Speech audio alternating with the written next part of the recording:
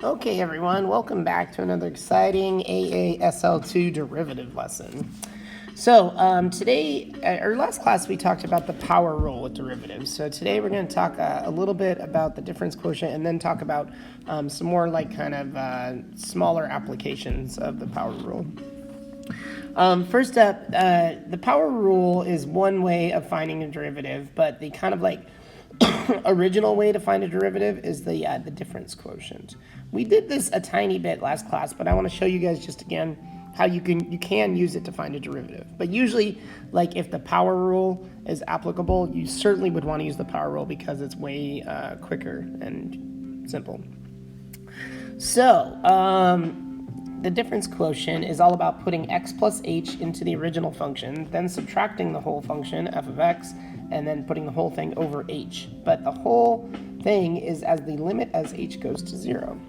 So I'm going to work through one of these with you guys, but once again, this is just kind of the motivation for where the power rule comes from. It's one way to find a derivative, but in the future, we'll be mostly just using the power rule until we learn some other derivative rules. So if I'm going to find the derivative of f of x equals 3x, that means f prime of x is equal to the limit as h goes to 0 of, now here I would want to put f of x plus h. So the x is the input, 3 times the input. We're going to want to put 3 times x plus h. Then we subtract the whole function, which the whole function is 3x. And the whole thing is over h as h goes to 0. Now we just want to play cleanup. So the limit just has to hang out on the outside. We'll deal with that eventually. But inside, we can distribute that 3 to get 3x plus 3h. And then we'll subtract 3x. And the whole thing is over h. Then there's some cleanup we can do inside here. Mainly this 3x and this negative 3x are going to cancel each other out. So once again, limit is still hanging out outside. So then we get 3h over h. And you'll notice that the h's cancel each other out. So since the h went away, we really don't even have to worry about the limit part of it, because eventually like we would have replaced h with 0 if we could, if we don't actually accidentally divide by 0. Like if the h's cancel out and there's another h, you can replace it with 0. But here all the h's went away, so the whole thing is just 3, which means f prime of x, the derivative of f of x, is 3. So what that means is if you start with an OG function of 3x, then the derivative is just 3. It's just the coefficient. This is one of the smaller derivative rules, something we just discovered using the difference quotient. One derivative rule is if f of x is just equal to a constant, just a number, then the derivative is 0. It essentially just goes away. So for example, if f of x is equal to 7, then the derivative is going to be, should I use a different color? F prime of x is just going to be 0. So if there's no x involved, the derivative is just 0. Another rule very similar to that is that if you have like a constant in front of x, if x is kind of linear, like you have an mx plus c, the derivative is just going to be the coefficient that's in front of m. So if you have this function right here, f of x is equal to negative 3x plus 5, the derivative is just the negative 3. The 5 part you don't worry about because the derivative of just that part is 0 for just the 5. So you really only have to worry about the negative 3x. And so if the x has a 1 power on it, it's just negative 3. Which makes sense because if you were to bring the 1, use the power rule, you would bring the 1 out front and then drop the 1 down by 1, the pop and drop. But then x to the 0 power is 1 down, but x to the 0 is just 1. So you get negative 3 times 1, which is just negative 3. The last rule is that if you are adding two functions together, so if f of x is two other little smaller functions, then you can just take the derivative of each of them. You can split it up. So, for instance, here, do you see how both these chunks are something that you could use the power rule on? I should include that -3. That means f prime of x, you just do the power rule for both of these. So the 2 comes out in front, gets multiplied with the 8, so that's 16x. And then the 2, you drop down 1, so it's like 16x to the 1 power. Then the 4 comes out in front, gets multiplied with the -3, so you get -12, drop the 4 down to 3. And you technically don't really need this to the 1 power, I was just illustrating. So if there's lots of little algebra chunklets, just take the derivative of all of them. Oh yeah, you guys, some vocab, differentiate just means find the derivative. Find f prime of x means find the derivative. And find dy dx means find the derivative. So there's at least 3 different ways that I can tell you guys to find the derivative. Okay, we're going to find a bunch of derivatives, but sometimes it's not perfectly set up to use the power rule. Like, for instance, a mistake students will make with a problem like this is that they will just do the power rule in the bottom. So they'll say like, you know, this, they'll let the 3 hang out and say this is 12x to the 11th, and boom, we're done. That's not the derivative of this. Derivatives, if you want to use the power rule, it has to be in the form of like a times x to the something.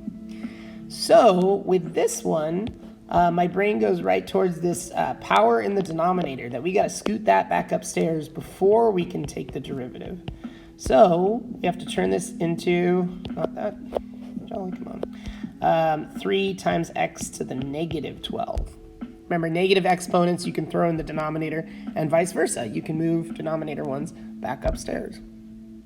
Now it's in the form where you can take that -12 and bring it out front and multiply with the 3 and then drop it down 1. So we get this is f prime of x is equal to -36x to the -13th, because you have to subtract 1 off 12, so it actually goes more negative.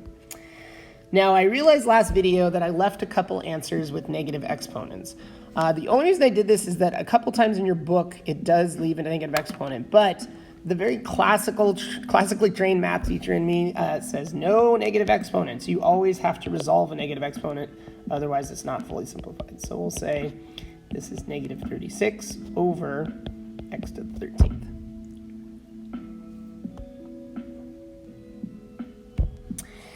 With this problem, you're really just going to take the derivative of both parts. So take the derivative of this and the derivative of this. So we don't have to rewrite it. We can jump straight to the derivative, which is going to be y prime. Remember, if you're taking the derivative of just 5 right here, that is 0. So you don't really even have to do that part. You really only have to do the 3x squared. 2 comes out in front to make 6. Drop the x down 1, so the derivative is just 6x.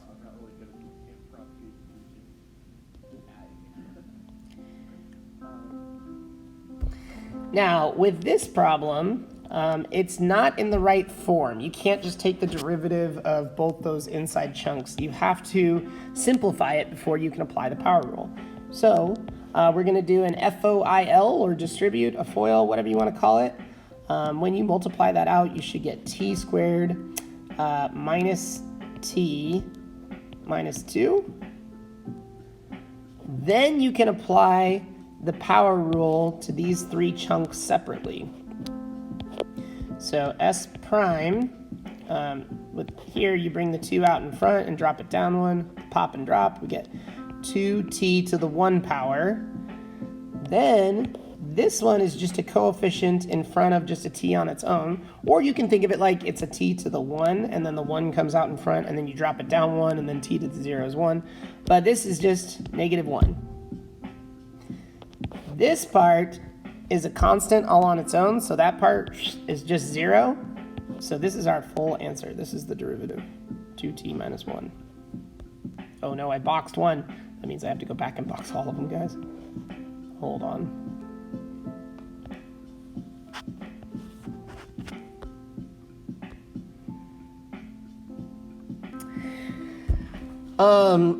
If you have two functions sort of dividing each other like this, you can't just take the derivative of the top and the bottom separately.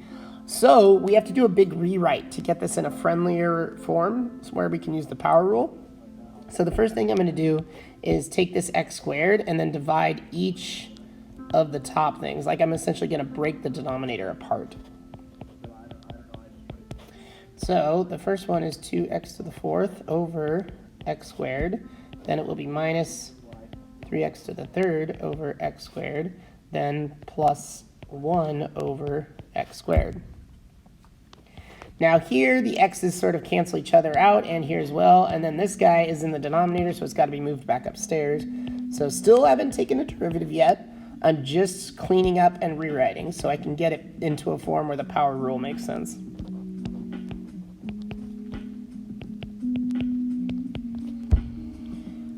Now, each of these chunks are in the form number x to the number. That's primo for the power rule. So now I can pop the derivative and say this is 4x minus 3 minus 2x to the negative third, which is like basically the answer, but once again, this negative exponent needs to be resolved. We'll say f prime of x is equal to 4x minus 3 minus 2 over x to the third.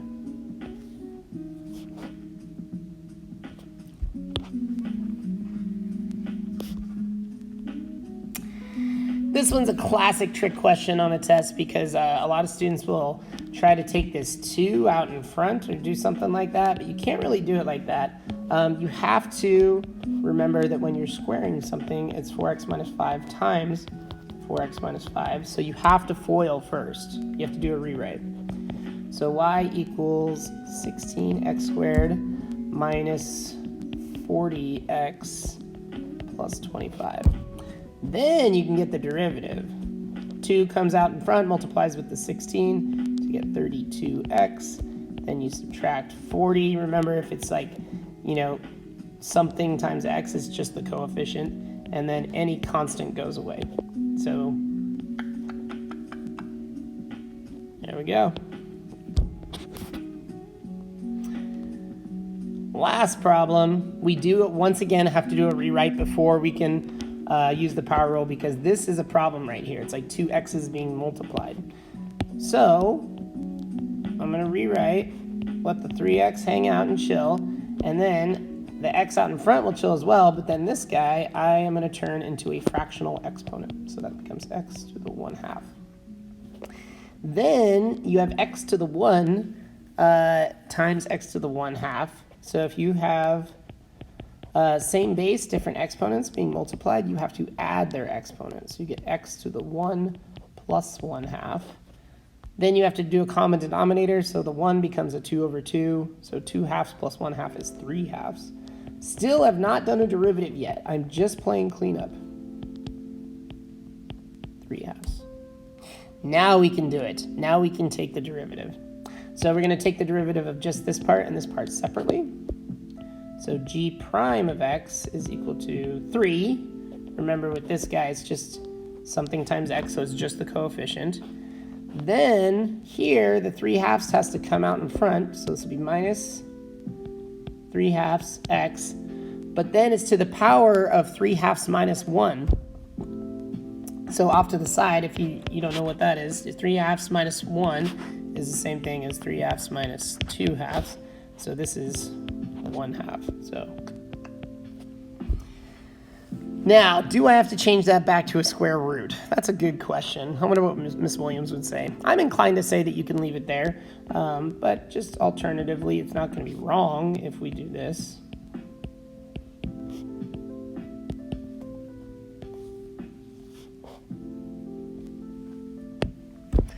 All right, you guys, your homework out of the book is 5D. Happy studying.